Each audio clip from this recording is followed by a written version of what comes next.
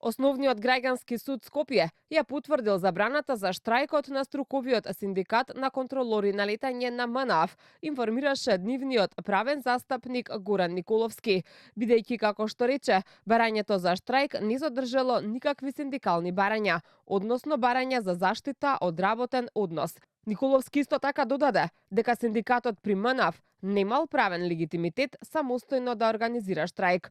Иако синдикатот нема најавено нов штрајк, Николовски вели дека МНАФ поднеле посебна судска постапка, каде што се бара судот да утврди дека синдикатот нема право да спроведува штрајкови во иднина. Со оглед на најавите дека ССКЛ повторно ќе иницира, односно ќе најавува штрајкови, од страна на МНАФ е поведена и посебна судска постапка, каде што се бара судот да утврди дека ССКЛ воопштено, генерално нема право самостојно да настапува како подружница и да организира и спроведува штрајкови. Подружниците воопшто немаат статус и воопшто немаат легитимитет согласно со Законот за работни односи. Председателот на синдикатот на МНАФ Александар Тасевски вели дека во моментов не се планираат нови штрајкови, но дека тоа е право кое никој не би можел да им го ускрати. Тасевски очекува апелација да ја донесе конечната одлука во нивна корист.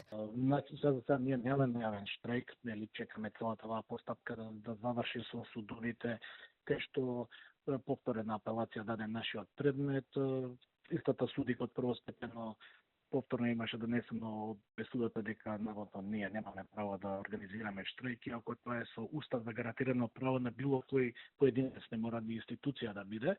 Меѓутоа, ќе почекаме нели да заврши целата оваа постапка и понатаму ќе се продолжиме со нашите активности. Генералниот штрајк на струковиот синдикат на контролори на летање беше закажан за 20 октомври лани со образложение дека не се исполнети барањата од претходниот штрајк и ветувањата дека тоа ќе се направи. Барањата беа да се спречи масовно пренатрупување партиски кадри на измислени и несуштински работни места во претпријатието, реформулирање на одредбите за работа во ноќни смени, инсталација и ставање во погон на новата опрема со новиот кадар и друго.